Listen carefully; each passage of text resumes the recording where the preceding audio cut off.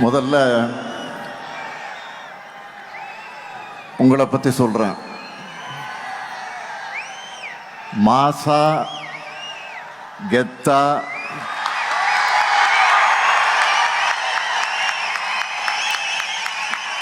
இங்கே வந்திருக்க Dravidian stocks எல்லோருக்கும் என்னுடைய முதல் வணக்கம்.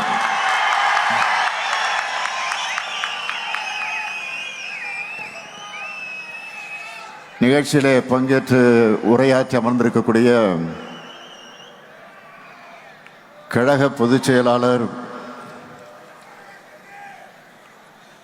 நம்முடைய மூத்த அமைச்சர், என்னுடைய ஆரோக்கியர் அண்ணன் துரைமுருகன் அவர்களே, முதன்மை செயலாளர் மாண்புமிகு அமைச்சர் KN நேரு அவர்களே, கழக இளைஞரணியின் செயலாளர் மாண்புமிகு துணை முதலமைச்சர் தம்பி உதயநிதி அவர்களே,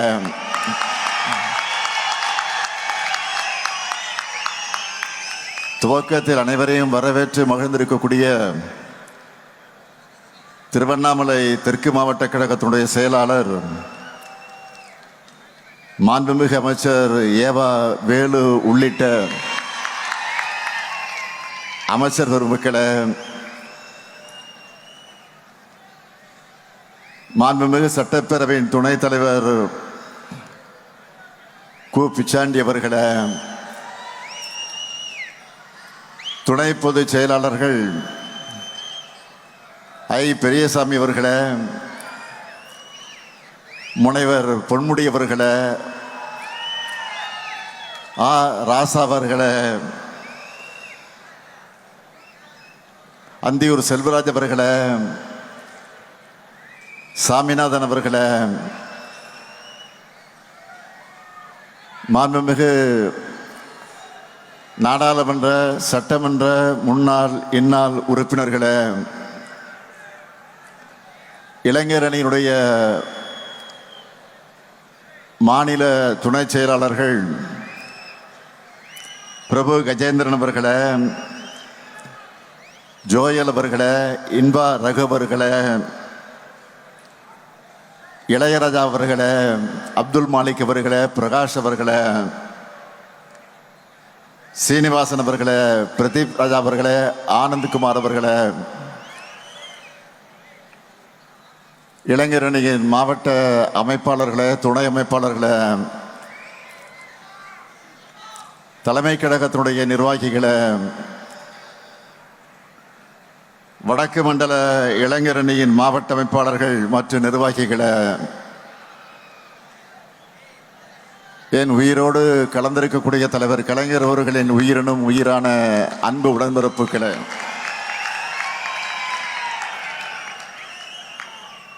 பத்திரிகை மற்றும் ஊடகத்துறையை சார்ந்த நண்பர்களே, உங்கள் அனைவருக்கும் என்னுடைய அன்பான வணக்கம்.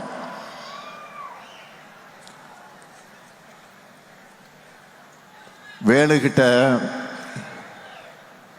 ஒரு வேலையை சொல்லிட்டா அதை பற்றி நாம் சிந்திக்க வேண்டிய அவசியமே இல்லை.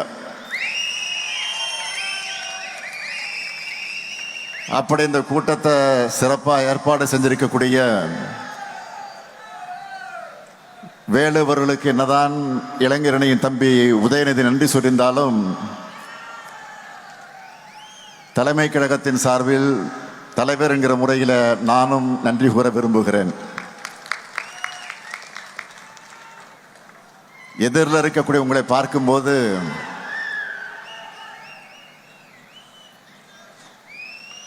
ஒரு 50 ஆண்டுகள் டைம் டிராவல் பண்ணி பின்னாடி போன மாதிரி எனக்கு இருக்கு. உங்களை மாதிரி இளைஞனா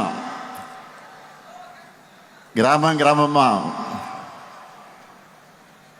தமிழ்நாடு முழுக்க பயணம் பண்ணி இந்த இளைஞரணியை வளர்த்தெடுக்க நான் பயணம் செய்த அவைகளெல்லாம் எண்ணி பார்க்கிறேன். அதுதான் இப்பொழுது எனக்கு ஞாபகங்களாக வந்து கொண்டிருக்கிறது. எத்தனை ஞாபகங்கள். இரவு பகல் பார்க்காம, தூக்கம் இல்லாம கிராமங்கள் தோறும் கொடியேற்றம், திண்ணை பிரச்சாரம், நாடகம், பொதுக்கூட்டம் என கழக நிகழ்ச்சிகளை நடத்தியிருக்கோம்.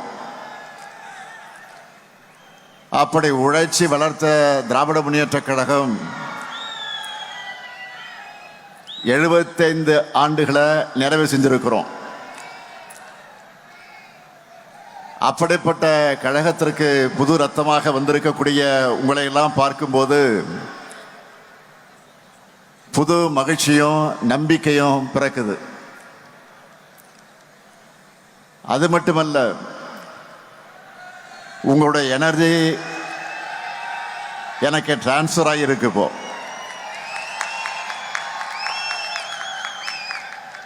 இந்த மாபெரும் இயக்கத்தை பேரறிஞர் அண்ணா அவர்கள் தொடங்கினப்போ அவருக்கு வயசு 40. தலைவர் கலைஞருக்கு 25 வயசு தான். பேராசிரியர், நாவலர்னு பலரும் அவங்களோட இருந்தவங்க அத்தனை பேருக்கு 20கள் தான் இருந்திருக்கிறாங்க. அவங்க எல்லாம் எப்படி ஃபயராக இருந்தாங்க என்பதற்கு ஒரு எக்ஸாம்பிள் சொல்றேன். 1941 தலைவர் கலைஞர் அவர்கள் தமிழ்நாடு தமிழ் மாணவர் மன்றம் என்ற அமைப்பை உருவாக்கினார்.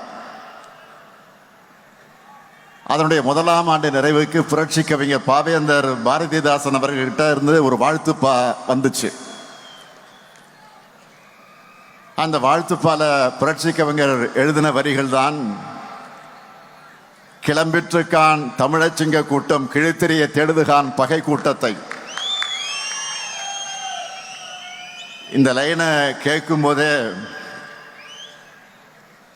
அந்த இளைஞர்கள் எப்படி ஃபயராக இருந்திருப்பாங்கன்னு உங்களுக்கு புரியும். அந்த ஃபயர் பிராண்ட் தான் நம்ம திமுக.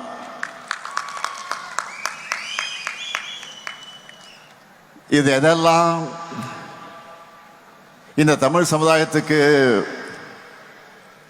பின்னுக்கு இழுக்குமோ, எது எதெல்லாம் தமிழ்நாட்டை இருட்டுக்குள்ள தள்ளுமோ,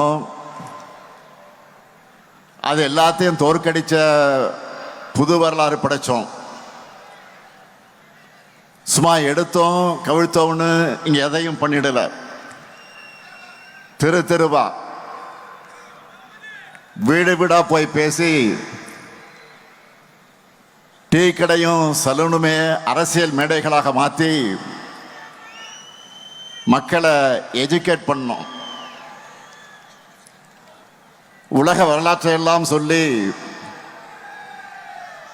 நாம் ஏன் இன்னும் பின்தங்கிய நிலையில இருக்கோம்னு எடுத்து சொல்லி